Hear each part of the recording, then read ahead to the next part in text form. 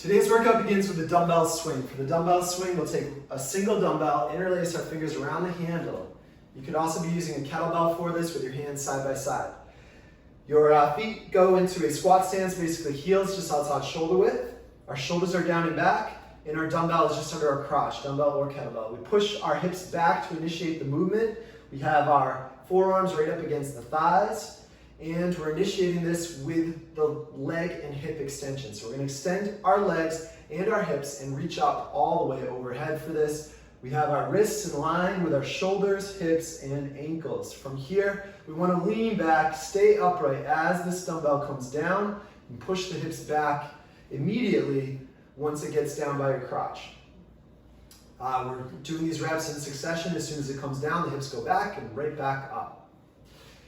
Now, if this dumbbell is too light and you have a pair of dumbbells, use the two dumbbells. Same action, same technique. You're going to need to stabilize a little bit with a little bit more intention at the top, pushing both arms up.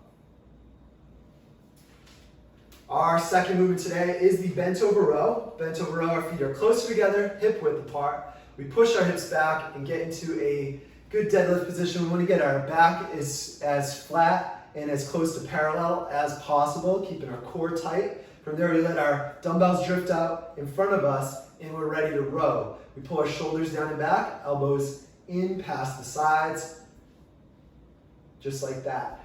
If you have a single dumbbell, a kettlebell, a loaded bag, you can use that for this movement. It's the same action. You're just gonna hold it horizontal if it's a dumbbell or if it's a bag, just like that.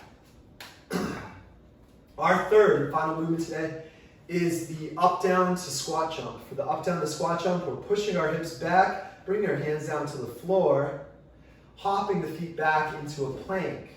From that plank, we're gonna hop our feet wide and forward into a squat. And from that squat, we jump our head to the ceiling, land back in a squat.